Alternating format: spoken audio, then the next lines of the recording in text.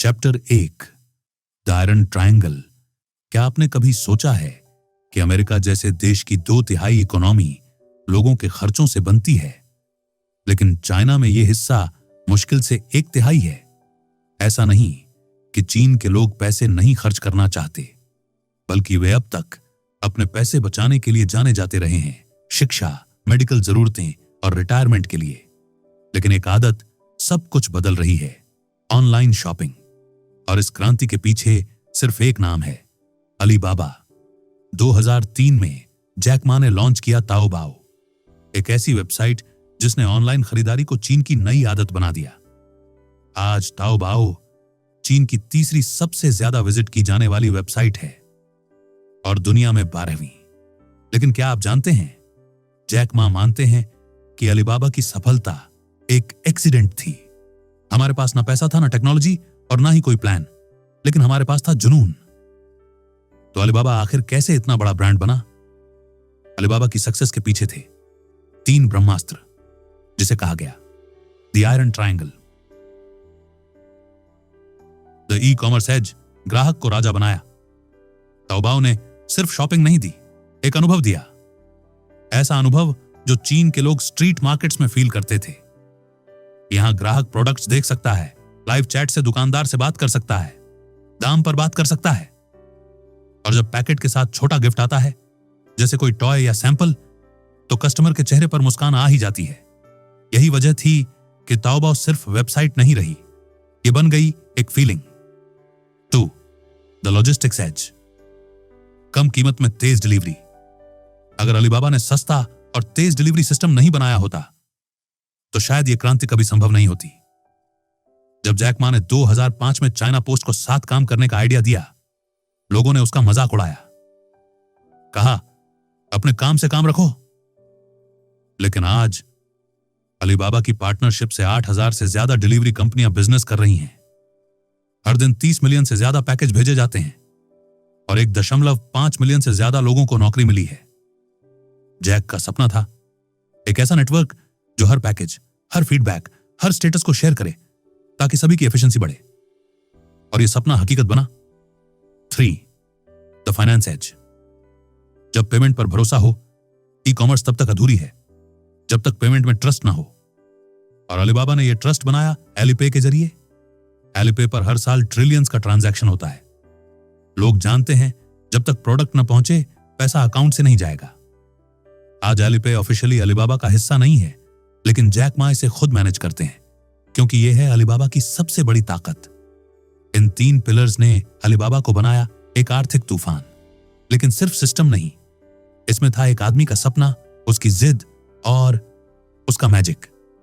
Chapter 2 Jack magic Jack Ma, एक ऐसा इंसान जिसने उस चीज में अपना भविष्य खोजा जिसे बाकी दुनिया नकली, बेकार या कमजोर कहती थी।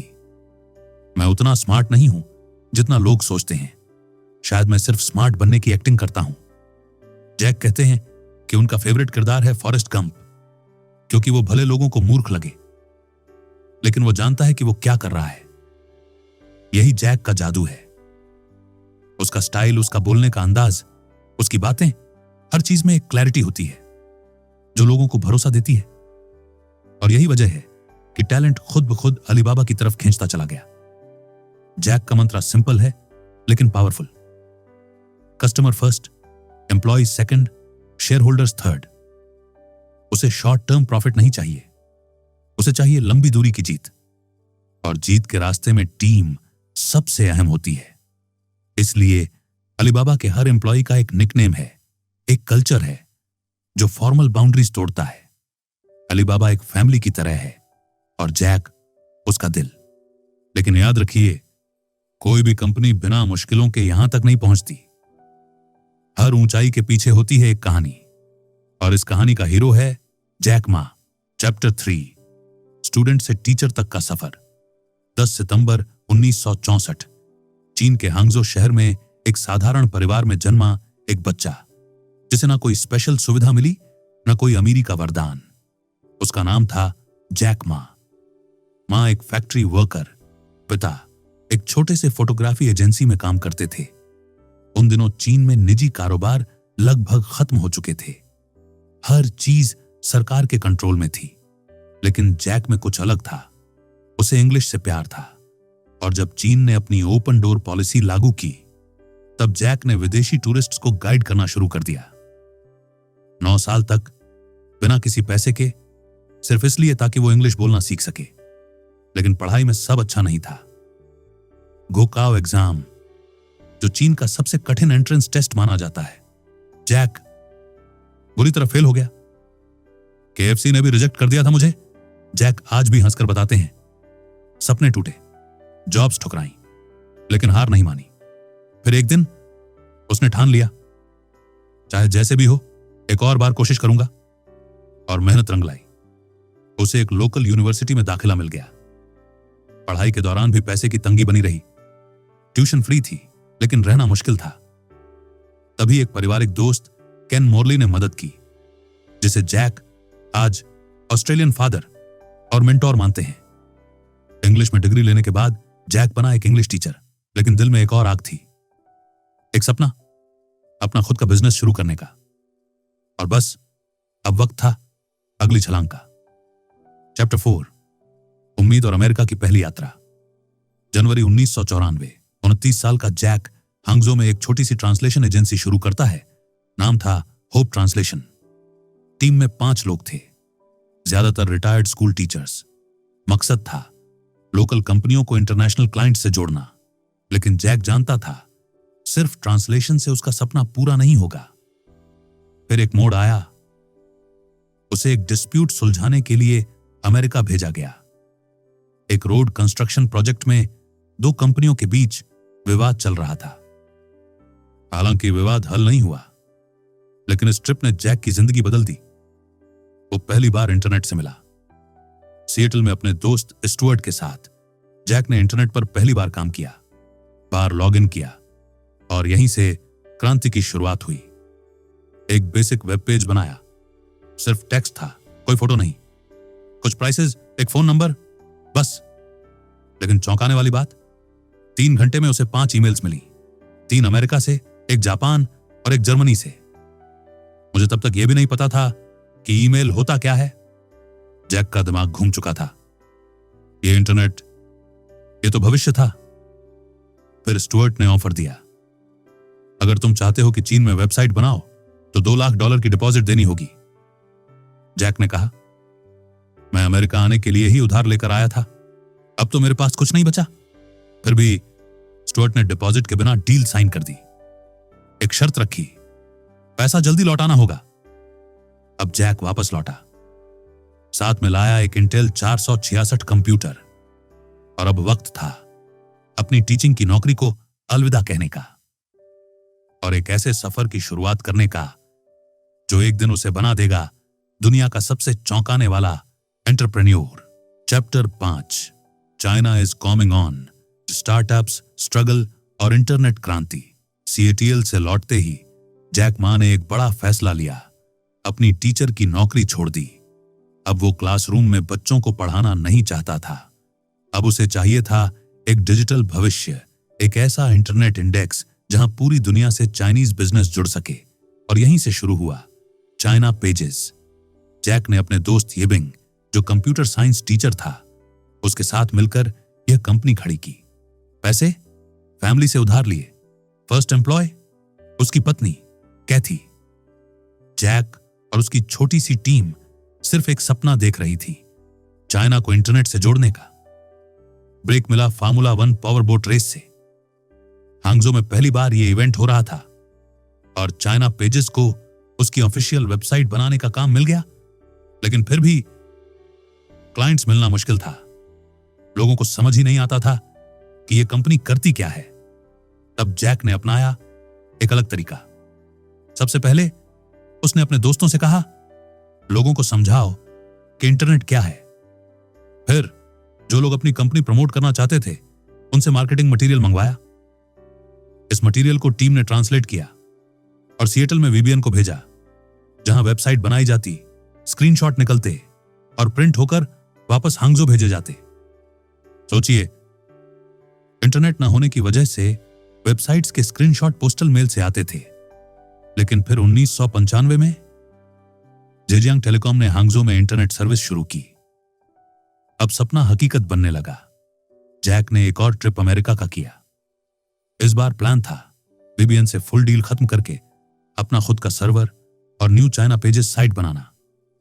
एक नया अध्याय शुरू होने ही वाला था। Chapter 6 bubble and birth. .com bubble के बीच अलीबाबा का जन्म। कहते हैं तीसरी बार किस्मत बदलती है, और जैक मा के लिए भी यही सच था। पहले होप ट्रांसलेशन, फिर चाइना पेजेस। हर जगह ठोकरें लगी। सरकारी कामों के साथ भी कड़वे अनुभव हुए। लेकिन 1999 की शुरुआत में जैक ने फिर से कमर कसी, और इस बार उसने लाया अलीबाबा। उसी समय अमेरिका में याहू उभर रहा था। 1998 में इसके शेयर 5 हफ्तों में ही 80% ऊपर चले गए। इसके co-founders Jerry young and David फिलो मिनटों में बिलियनियर क्लब में शामिल हो गए। इसी वजह से पोर्टल बिजनेस मॉडल की डिमांड आसमान छूने लगी थी। इंटरनेट में बूम आ गया था। नई नई चाइनीज कंपनियां लॉन्च हो रही थीं, लेकिन ज्यादातर फाउंडर्स टेक्निकल बैकग्राउंड से थे, जिन्होंने स्टैनफोर्ड जैसी यूनिवर्सिटीज से पढ़ाई की थी। और जैक, मैं ना इंजीनियर हूं ना प्रोग्रामर, सिर्फ एक इंग्लिश टीचर। यह सब देखकर जैक फ्रस्ट्रेट हो गया था। लेकिन किस्मत ने फिर पलटा खाया। जेरी यांग, याहू के को-फाउंडर, एक बिजनेस टूर पर बीजिंग आए। जैक को कहा गया उनके लिए टूर गाइड बनो, और यही हुआ जादू। जैक का चार्म काम कर गया। यह अलीबाबा की अनऑफिशियल शुरुआत थी। अब बारी थी नाम की।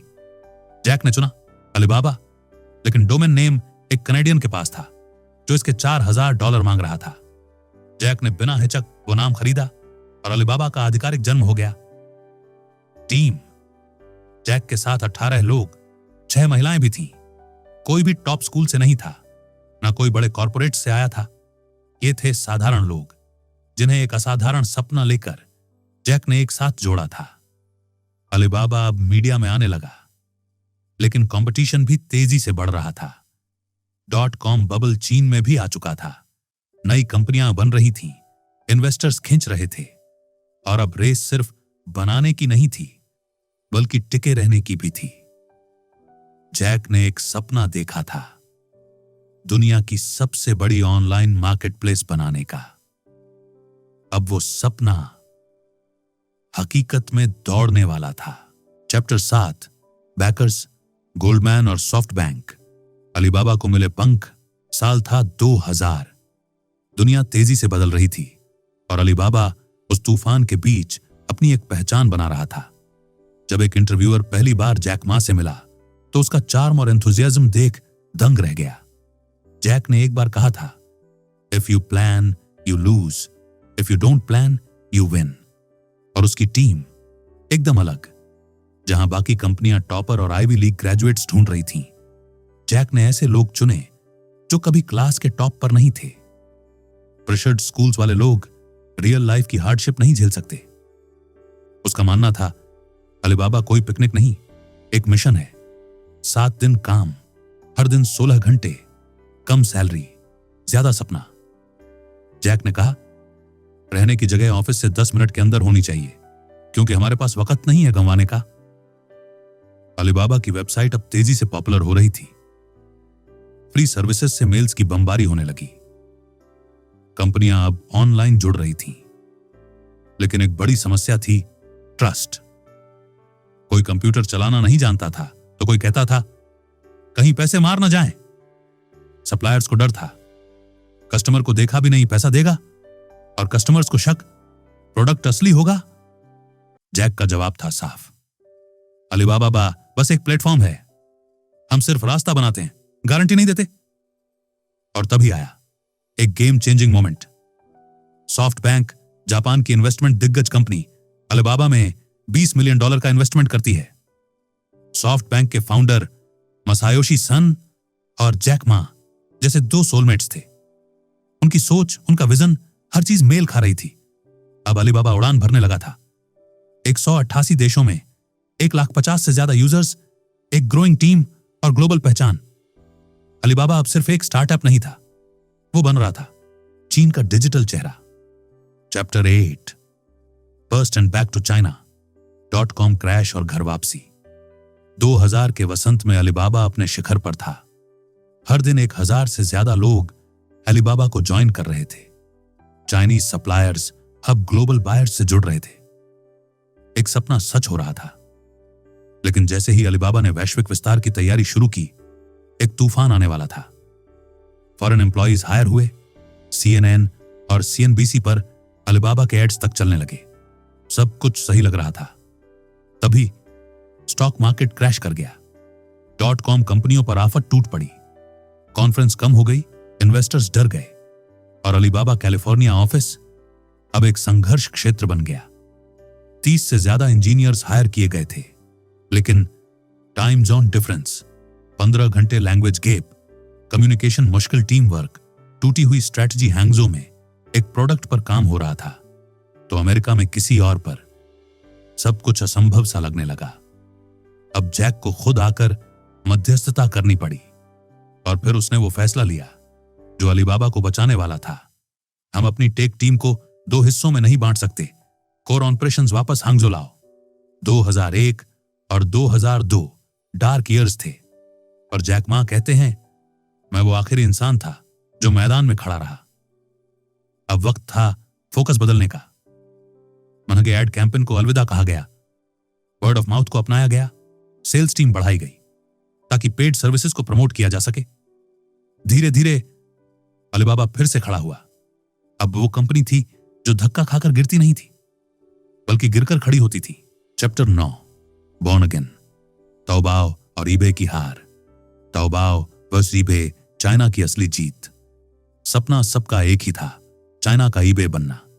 लेकिन इस रेस में सबसे आगे था ईचनेट, शंघाई की कंपनी जिसे शाओ यीबो ने बनाया था। येबो हार्वर्ड बिजनेस स्कूल से पढ़कर लौटा, दमदार प्लान और साफ विजन के साथ।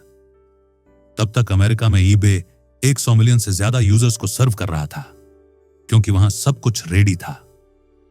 क्रेडिट कार्ड, भरोसेमंद डिलीवरी, डिजिटल ट्रस्ट। लेकिन चाइना में ज्यादातर लोगों के पास क्रेडिट कार्ड नहीं थे, डिलीवरी नेटवर्क कमजोर था और ऑनलाइन खरीदारी पर भरोसा बहुत कम।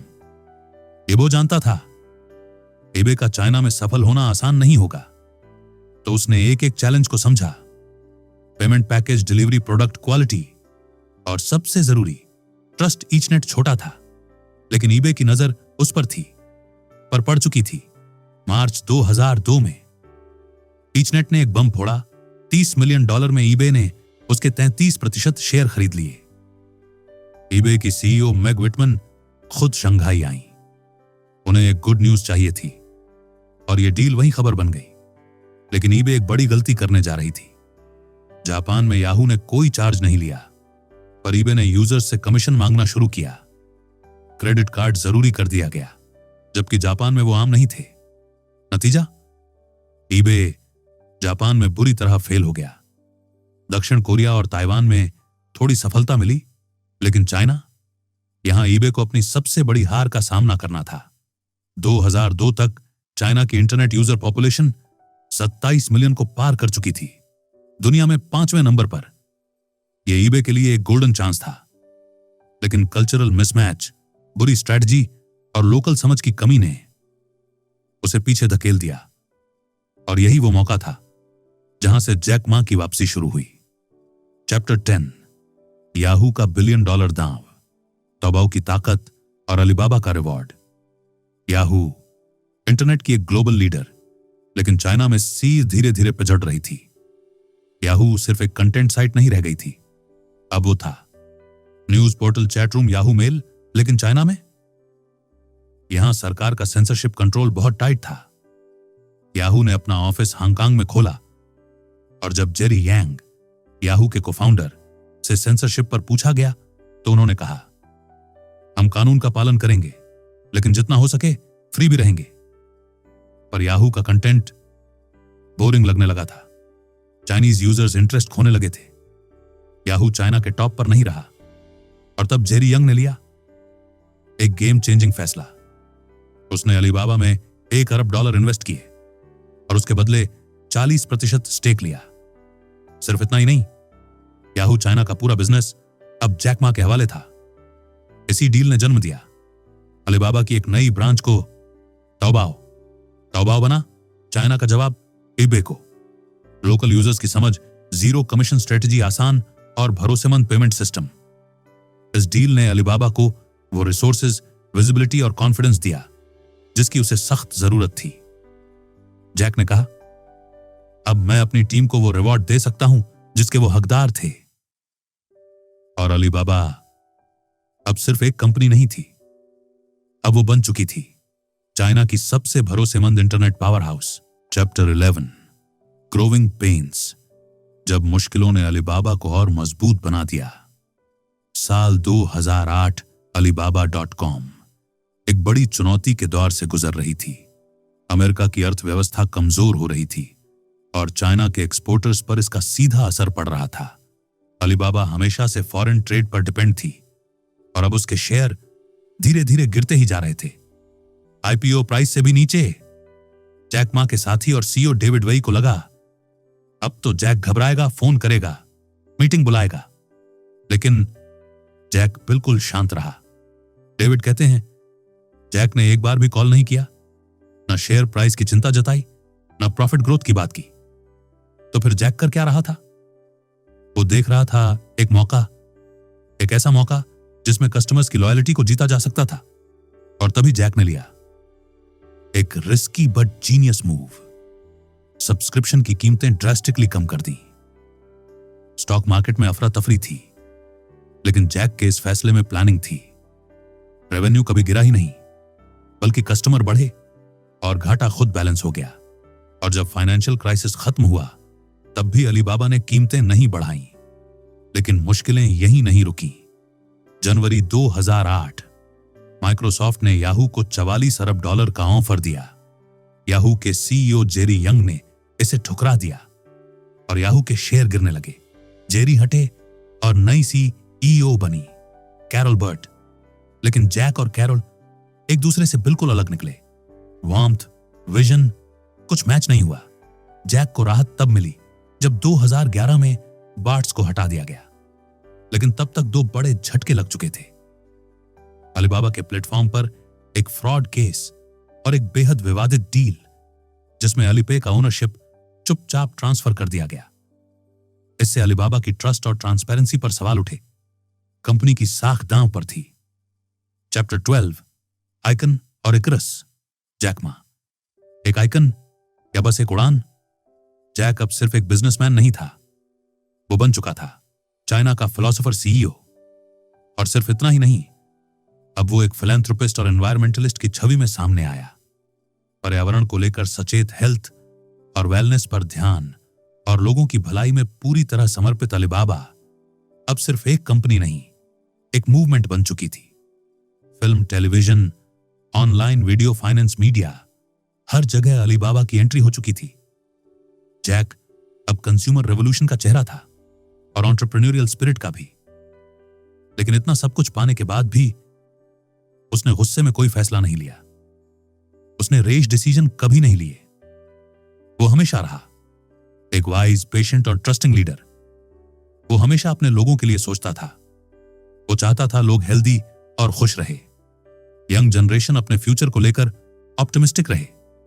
और इसलिए जैक मा कभी रुका नहीं, कभी झुका नहीं और कभी थका नहीं। एक बार एक चाइनीज इंटरनेट एंटरप्रेन्योर ने कहा था, अलीबाबा एक स्टोरी नहीं, ये एक स्ट्रैटेजी है। और यही है जैक मा की सबसे बड़ी जीत। He made people believe कि सपने सच हो सकते हैं अगर इरादा सच्चा हो, रास्ता साफ हो और लीडर विजनरी हो।